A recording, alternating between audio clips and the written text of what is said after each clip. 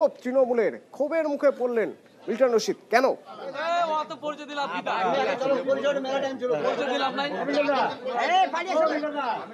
প্রতিনিধি অক্ষয় আমার সঙ্গে ফোনে রয়েছে। অক্ষয়, কোথাকার ঘটনা, কেন ক্ষোভ তাকে ঘিরে, কি হয়েছিল? দেখো, অতটা বলে রাখি, বীরভূম লোকসভার রামপুরহাট বিধানসভার 149 নম্বর বুথের বগটুই গ্রামের জুনিয়র গার্লস স্কুলের এই ঘটনাটি ঘটেছে। কংগ্রেসের যিনি প্রার্থী মিল্টন রশিদকে ঘিরে ক্ষোভ প্রকাশ করেন এবং বিক্ষোভ দেখান তৃণমূল কংগ্রেসের কর্মী সমর্থকরা। তৃণমূলের যেটা অভিযোগ যে ওই বুথে এসে ভোটারদের প্রভাবিত করছিল কংগ্রেস প্রার্থী। পরে অবশ্য ক্ষোভের মুখে পড়ে ওই এলাকা ছেড়ে চলে যান কংগ্রেস প্রার্থী।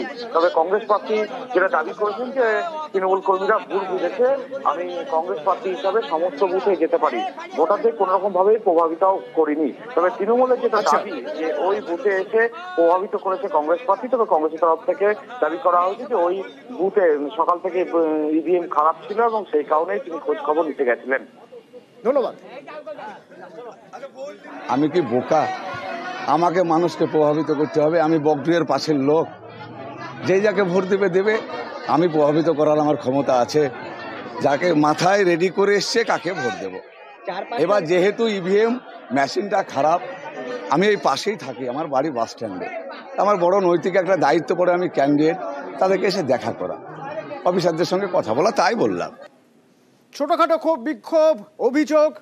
ভোট হয়ে গেছে, 3 ঘন্টা হয়েছে, এখনো ভোট চলছে। এই প্রথম 3 ঘন্টার ভোটের পার্সেন্টেজ কত? এবং আমার সঙ্গে বিভিন্ন রাজনৈতিক দলের প্রতিনিধিরা রয়েছেন, তাদের সঙ্গে কথা বলবো, তারা কিভাবে দেখছেন এই ভোট জানাবো আপনাদের। বিরতির পর সঙ্গে